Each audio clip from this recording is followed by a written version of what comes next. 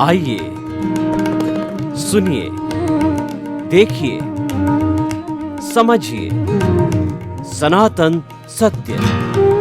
जैसी दृष्टि वैसी सृष्टि, दृष्टि विज्ञान। कुदरत, कुदरती रचना एवं कुदरत के कानून से शाश्वत सुख की प्राप्ति।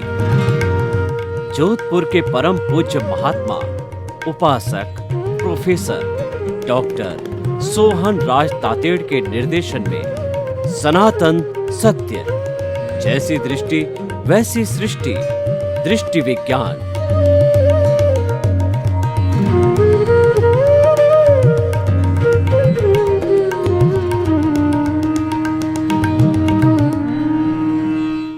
भाइयों और बहनों, मातृशक्ति को नमन। आज का हमारा बहुत सुंदर विषय प्रेम सबसे बड़ा रसायन है। प्रेम एक ऐसा रसायन है जो हमारे भीतर सीरोटोनिन इत्यादि बहुत ही जो प्रसन्नता पैदा करते हैं, आनंद पैदा करते हैं, सुकून पैदा करते हैं, वैसे हार्मोन्स पैदा करता है, रस पैदा करता है। और देखिए, व्यक्ति को किसी भी चीज़ में जब रस आता है तो वह व्यक्ति आनंदित हो जाता है और वह काम करना पसंद करता है। जिसमें इंटरेस्ट होता है वह व्यक्ति चाहे रात के 12 बजे भी हो, कभी थकता नहीं है, वो करता जाता है। इंटरेस्ट होना ही उस कार्य की सफलता के अंदर बहुत बड़ा सहायक होता है। इसलिए कहा भी गया है कि चरे वेती हम चलते रहे, कारवां बनता गया। कारवां कब बनता है? जबकि हमारे भीतर इंटरेस्ट और काम करने की ललक होनी चाहिए, जज्बा होना चाहिए। और जब तक भीतर जज्बा नहीं खड़ा होता है, where there is a will there is a way. जब तक हमारे भीतर चाह पैदा नहीं है तब तक कोई भी कार्य नहीं हो सकता। और प्रेम वह चाह पैदा करता है, और उस चाह को कंटिन्यू रखने में प्रेम का बहुत बड़ा रोल है। यानी व्यक्ति जब चलता है और अपने साथी लोगों का जब प्रेम और सहयोग मिलता है तो वह थकता नहीं है और प्रोग्रेस करता हुआ आगे से आगे बढ़ता जाता है। और कोई व्यक्ति अनमने ढंग से कार्य करता है और मजबूरी समझ के कार्य करता है, यह कार्य तो मुझे करना ही पड़ेगा वरना मुझे सैलरी नहीं मिलेगी, वरना मुझे पैसा नहीं मिलेगा, और कोई तरह का दबाव होगा तो मेरा जब तक ये नहीं करूँगा तो वो दबाव मेरे पे बना रहेगा। तो वह तो एक फॉर्मेलिटी है, वह कोई बहुत बड़ा रश वाला काम नहीं होता है। तो इसीलिए जो रश का काम करते हैं, प्रेम का काम करते हैं, इंटरेस्ट का काम करते हैं, उन लोगों को आनंद के साथ साथ में सफलता भी मिलती है। तब हम कहना चाहते हैं, अगर जीवन में सफल होना चाहते हो तो आप प्रेम करो। हमारा प्रेम लगाव रहित होना चाहिए। हमारा प्रेम जो है शुद्ध होना चाहिए, बिना शर्तों का प्रेम होना चाहिए। देखिए, 84 लाख जीवा योनि प्राणियों के भीतर विराजमान शुद्ध आत्मा भगवान को निर्दोष दृष्टि से दर्शन कर उसको नमन करता हूँ।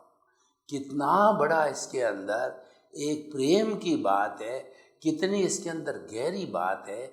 हम उनको नमन इसलिए करते हैं, उसमें भगवत स्वरूप विराजमान है, उसमें ईश्वर विराजमान है।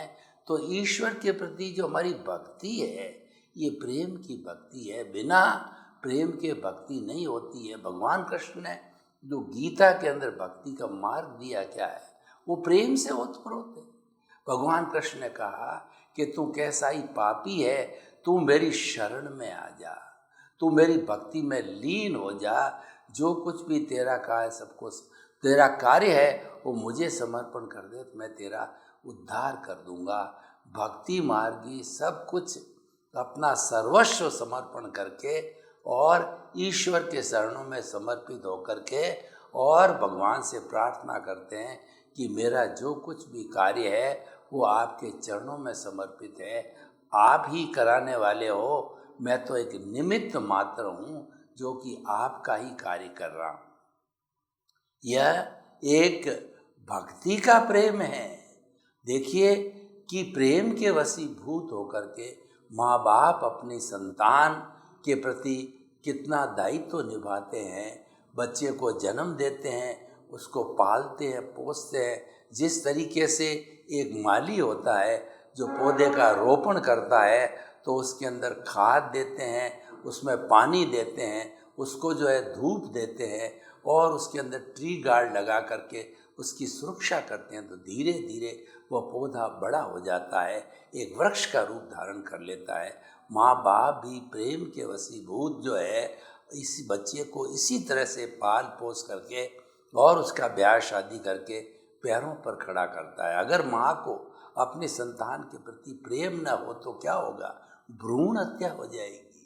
माँ को ये पता चल जाए कि मेरी जो है गोद के अंदर लड़की है और उसको अगर लड़की पसंद नहीं होती है कि मुझे दहेज, हर एक माँ के लिए नहीं है, और कुछ ऐसी होती है क्रूर महिलाएं कि मेरी को लड़की को मुझे दहेज देना पड़ेगा और ये पराए घर चली जाएगी और मेरी सेवा नहीं करेगी। तो इन सब स्वार्थ के वशीभूत, उसमें प्रेम नहीं होता है तो भ्रूण हत्या करा देती है। तो आप देखिए, किसी बच्चे का माता पिता के प्रति प्रेम होता है तो वो श्रवण कुमार बन जाता है। श्रवण कुमार ने अपने अंधे माता पिता को कावड़ पे जो है बिठा करके और उसने तीर्थ यात्रा कराई। किस लिए कराई? प्रेम के वशीभूत होकर के माता पिता के प्रति उसका आदर का भाव था। ये आदर का भाव प्रेम का प्रतीक है। राजा दशरथ का जो है अपने चारों राजकुमारों राम, भरत, शत्रुघ्न और लक्ष्मण के प्रति कितना प्रेम था। हमने रामायण के अंदर देखा। आप लक्ष्मण और जो है राम की जोड़ी को देखो, जहाँ भाई भाई की जोड़ी का प्रश्न आता है तो राम लखन की जोड़ी कही जाती है कि दोनों के अंदर कितना प्रेम, कि दो शरीर होते हुए भी आत्मा एक, इतना प्रेम उसके अंदर होता था। जिस पति पत्नी के बीच में सच्चा प्रेम होता है वह गृहस्थी अच्छी चलती है, और शर्तों पर जो प्रेम किया जाता है वो प्रेम नहीं है, वो धोखा है। वह तो जो है एक खरीद फरोख्त है, क्योंकि प्रेम कभी शर्तों से नहीं होता है और प्रेम में सब जायज होता है। ऐसा कहा जाता है कि प्रेम के वशीभूत अगर पिता अपनी संतान को फटकार दे या पति है अपने पत्नी को कुछ आगे पीछे कह दे, एक दोस्त दूसरे दोस्त को कोई खरी खोटी सुना दे प्रेम के वशीभूत होकर के, तो वह नाराज नहीं होता है, क्योंकि उसके बीच के अंदर प्रेम का वातावरण होता है। प्रेम में सब जायज होता है। तो भाई और बहनों, हमें दुनिया के लोगों से प्रेम करना सीखिए। हमारे मनुष्य जो है गति को छोड़ करके दूसरे प्राणियों को देखिए। आप पेड़ है, पौधे है और जो है जितने भी ये जंगली जानवर है, गाय भैंस, पशु पक्षी है, उन सब के प्रति हमारा प्रेम होना चाहिए, करुणा होनी चाहिए। तब हम उनकी जीव दया करेंगे, उनके लिए पानी की व्यवस्था करेंगे, भोजन की व्यवस्था करेंगे, उनको बच्चों की तरफ पालेंगे और उनके लिए गौशाला है या जो है पिंजरे वगैरह, पिंजरा पौल है इत्यादि बनाएंगे। क्यों बनाई जाती है? ये निरीह जो बेचारे मूक पशु हैं उनकी सेवा जो इतना इंसान करता है, ये किसके वशीभूत होकर करता है?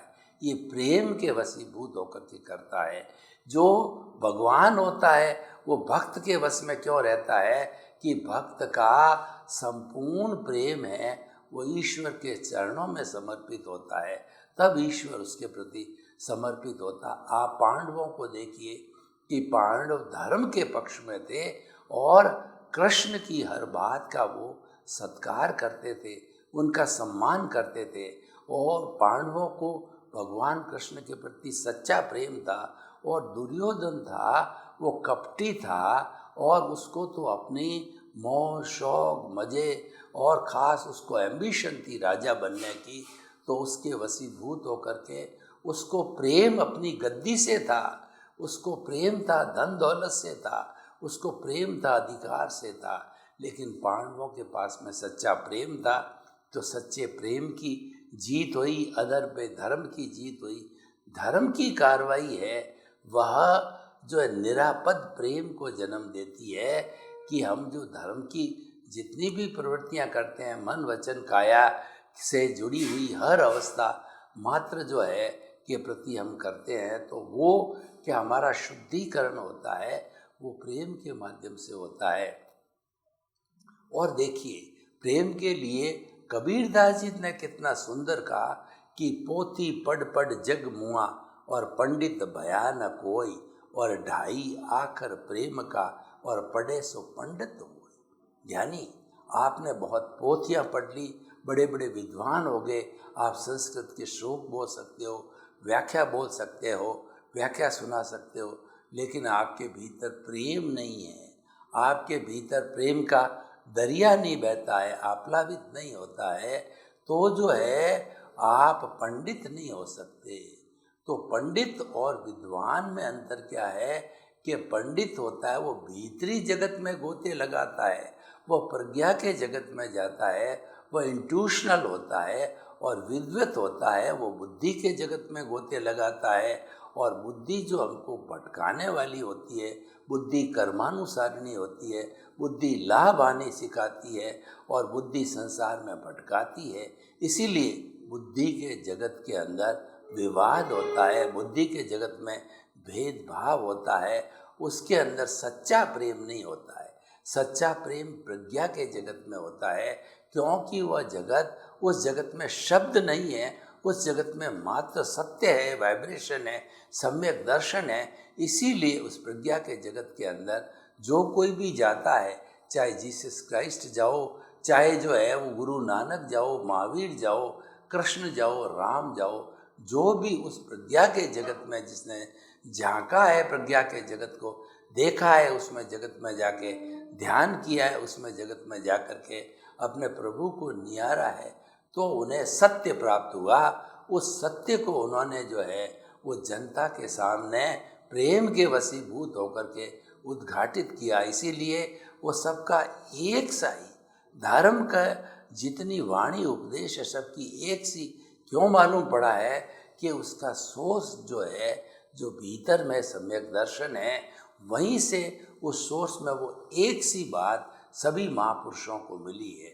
तो अतः भाई और बहनों, आप जीवन के अंदर प्रेम को स्थान दीजिए, घृणा को त्याग दीजिए, ईर्ष्या को त्याग दीजिए।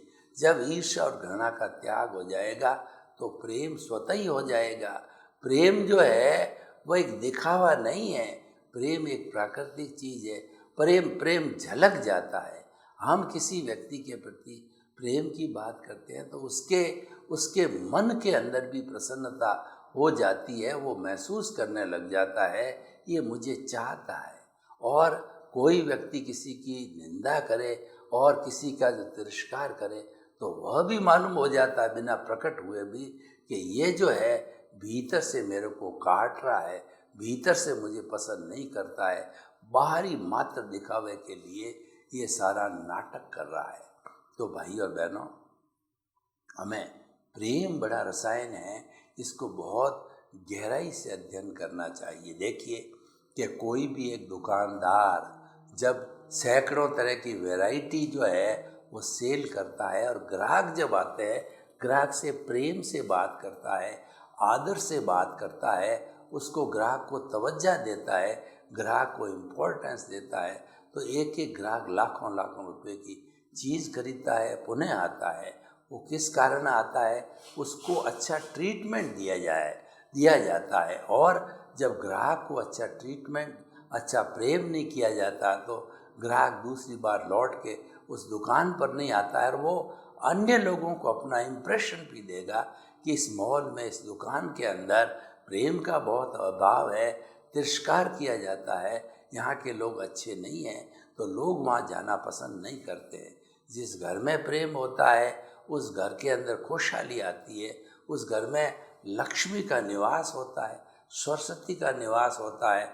इसलिए संयुक्त परिवार के अंदर उसको प्रेम को जो है हमारा मुख्य फाउंडेशन मानना चाहिए, और प्रेम के आधार पर जो है हमें वह जो है अपने संसार का निर्माण करना चाहिए। भाई और बहनों, शिक्षा के जगत को देखें तो अगर टीचर में और स्टूडेंट के बीच में प्रेम नहीं, सच्चा प्रेम नहीं हो, सच्चा आदर नहीं हो, तो वह स्टूडेंट कभी भी अच्छा नहीं बन सकता। एक स्टूडेंट को अच्छा बनाने के लिए टीचर को सुसंस्कारित होना पड़ता है, सुसंस्कार देने होते हैं, उसको पढ़ाई इस तरीके से अच्छी तरीके से करवाई जाए जो क्या कि बड़ा होकर के हमेशा उस टीचर को, उस पढ़ाई को वो याद रखेगा। क्योंकि जो पाठ टीचर अपने विद्यार्थी को पढ़ाता है उसके साथ वो प्रेम उलेटता है, उसके साथ स्नेह करता है, वात्सल्य करता है, उस कारण से वो पाठ हृदयंगम हो जाता है। आप जो है उठा करके देखिए कि कोई भी घर का सदस्य हमारे साथ में प्रेम के साथ में बात करता है तो हमको बहुत अच्छा लगता है। बात वो की वो है, लेकिन कटुता से की जाए, क्यों घर में तो सदस्य वो क्यों वो रहने बातें हैं वाले हैं, लेकिन कोई भी बात है कटुता से की जाए, काम है वो कटुता से करवाया जाए, तो बड़ा होने के नाते व्यक्ति काम तो करेगा लेकिन दिल में जगह नहीं बनेगी।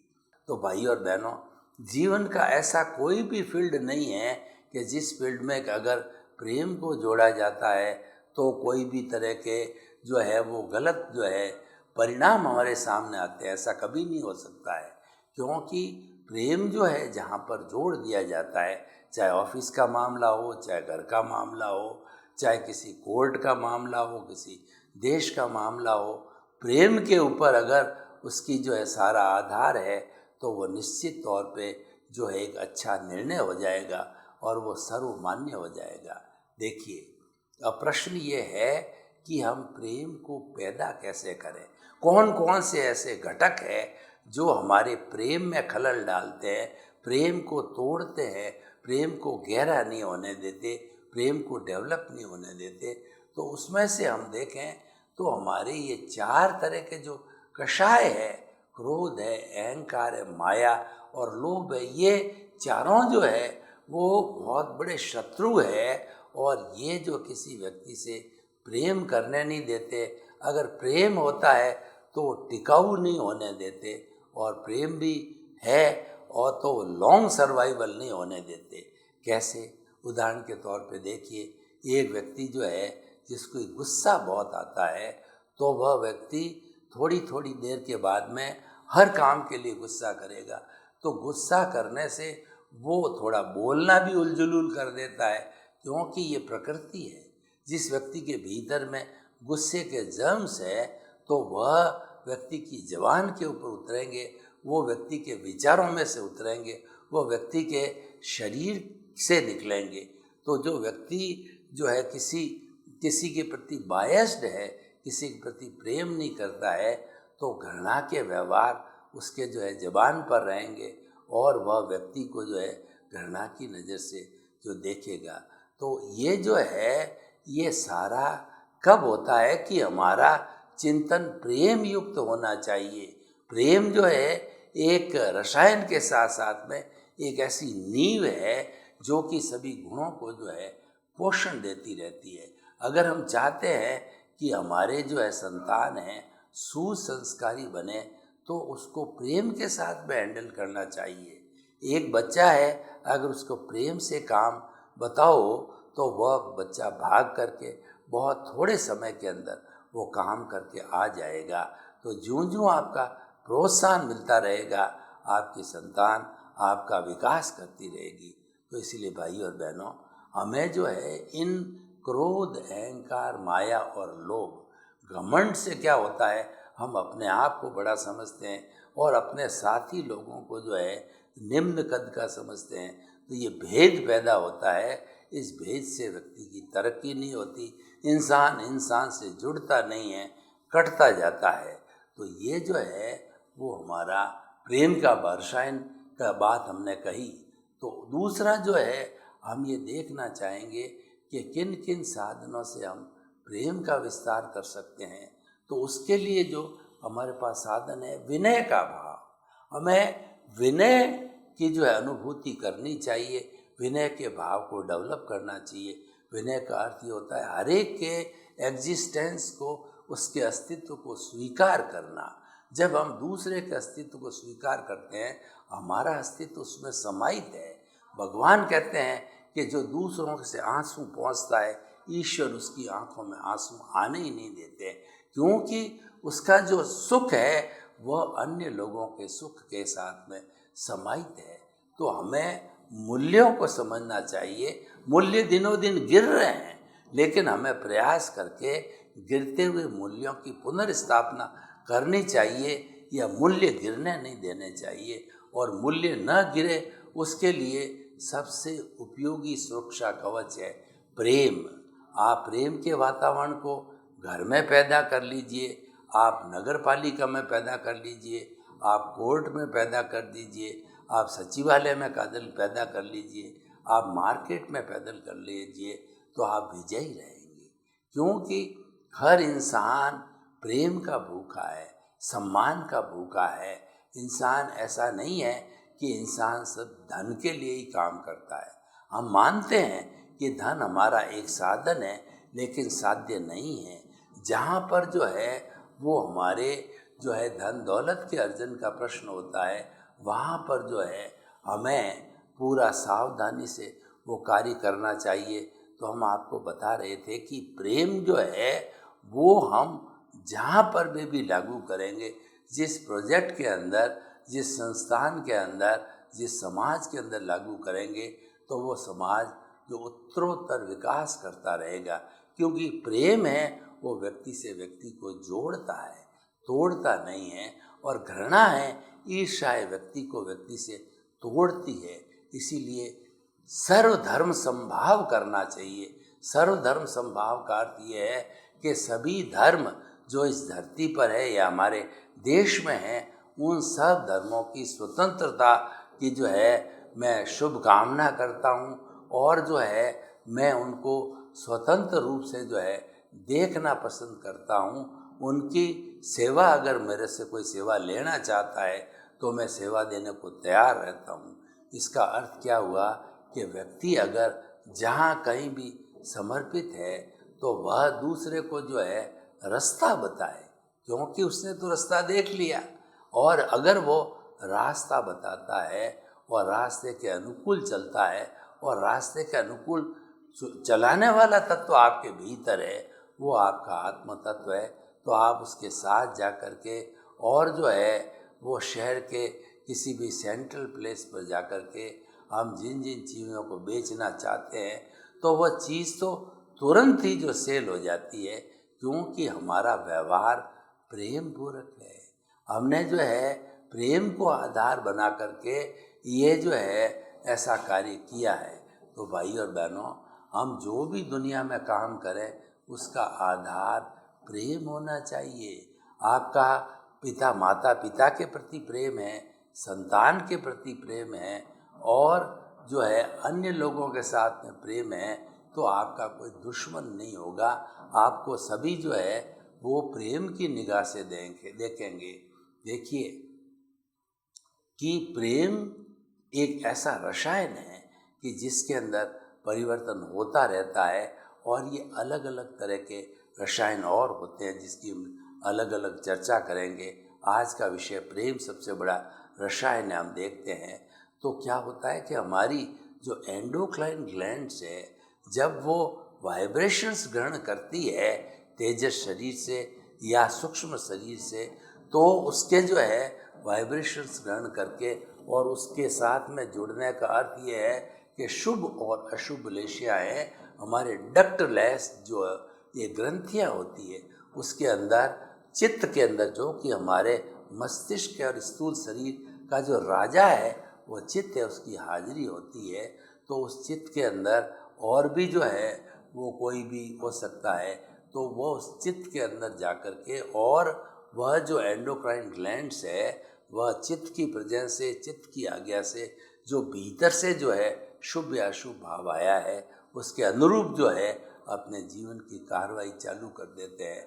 वो जड़ और चेतन को देखना, संग्रह करना, या जो है वो दान करना, पुण्य करना, जो भी अच्छी अच्छी बातें हैं वो सारी जो है प्रारंभ हो जाती। लेकिन इन सब चीज़ों की जो है वह हमको कैसे पता चलेगा कि व्यक्ति को, हमें वो चीज़ जो आज के प्राइवेटाइजेशन, लिबरलाइजेशन और जो है वह जो है इस युग के अंदर, प्राइवेटाइजेशन और लिबरलाइजेशन के युग के अंदर, हमें उस चीज़ को समझना होगा कि आज समय बदल गया है और पूरा जो है हमारा संसार का सिस्टम हुआ है वो एक परिवार के समय हो गया। हम बहुत नज़दीक आ गए, तो उस नज़दीकियों को बनाए रखने के लिए हमें कुछ उसूल पे चलना पड़ेगा, और वो उसूल है समाज तय करता है, उसको एथिक्स कहा जाता है। उस एथिक्स को हमें देखना पड़ेगा और उस एथिक्स के साथ जुड़ के जो है हमें भी संस्कार लेने पड़ेंगे और जीवन को जो है एक निर्माण की दशा के अंदर बढ़ाना पड़ेगा। तो हम जो कि आज भारत के अंदर 60 करोड़ युवा है, उन सब युवाओं को जो है इस एपिसोड्स के माध्यम के अंदर से मैं ये शिक्षा देना चाहता हूँ कि हमारे जीवन के दो पथ हैं। हम स्वतंत्र हैं, किसी को जो है वो समर्थवान बनाकर किसी की सेवा करके उसको ऊंचा बना सकते हैं, और दूसरे शब्दों के अंदर हम उस व्यक्ति को जो है वह गिरा भी सकते हैं। तो ऐसी स्थिति के अंदर हमें अपने स्व विवेक को जागू करना चाहिए, क्योंकि हमको रिजल्ट तो जो है वो नीचे से मिल गए हैं और हमको जैसी जैसी प्रवृत्तियाँ हुई थी उसके रिजल्ट हमारे सामने हैं। सर्वे भवन्तु सुखिनः, सर्वे सन्तु निरामया। लोक के सब जीवों को सुख मिले, शांति मिले, आनंद मिले, प्रेम मिले, सौहार्द मिले, और सभी हम हिल मिल करके इस स्वर्ग को धरती पर उतार लाएं और हमारे मानवों के बीच में प्रेम का वातावरण बनावें। आपके प्रति मंगल भावना।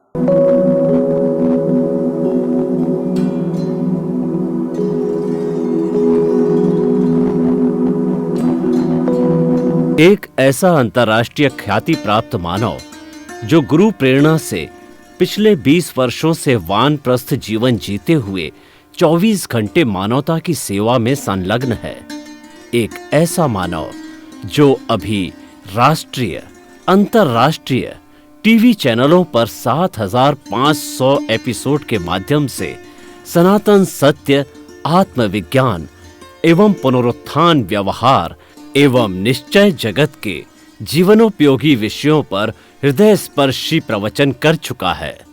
उस मानव का नाम है महात्मा उपासक प्रोफेसर डॉक्टर सोहन राज तातेड़। प्रोफेसर तातेड़ द्वारा योग, दर्शन, शिक्षा विषयों पर रचित पीएचडी स्तर के 250 शोध ग्रंथ भारत के 100 प्रतिष्ठित विश्वविद्यालयों में शोधार्थी पढ़ रहे हैं तथा वे सभी शोध ग्रंथ वहां की सेंट्रल लाइब्रेरियों में उपलब्ध हैं। महात्मा सोहन राज ने अभी तक हजारों स्कूलों, कॉलेजों, विश्वविद्यालयों एवं संस्थाओं में सेमिनार, वर्कशॉप, कैंप लगाकर लाखों विद्यार्थियों को योग, दर्शन, शिक्षा का प्रशिक्षण देकर उन्हें सुसंस्कारित किया। डॉक्टर तातेड़ ने भारतीय संस्कृति उत्थान के 4000 से अधिक समसामयिक विषयों पर आर्टिकल लिखकर ऑनलाइन जर्नल, पत्रिकाओं, वेबसाइट्स पर प्रकाशित किया, जिसका उपयोग लाखों पाठक कर रहे हैं। उपासक तातेड़ के 5000 से अधिक आज का सुविचार, आज का शुभ संदेश, आज का मंगल भावना योग आदि चिंतन websites, Twitter, blogger, Facebook, YouTube माध्यमों से लाखों लोग अपना जीवन निर्माण कर रहे हैं। मानवता के मसीहा ऐसे महामानव महात्मा सोहन राज तातेड़ के प्रोफाइल को अभी तक विश्व के 20 लाख दर्शक यूट्यूब पर, 12 लाख गूगल पर एवं लाखों दर्शक फेसबुक, ब्लॉगर, ट्विटर और इंस्टाग्राम पर देख चुके हैं।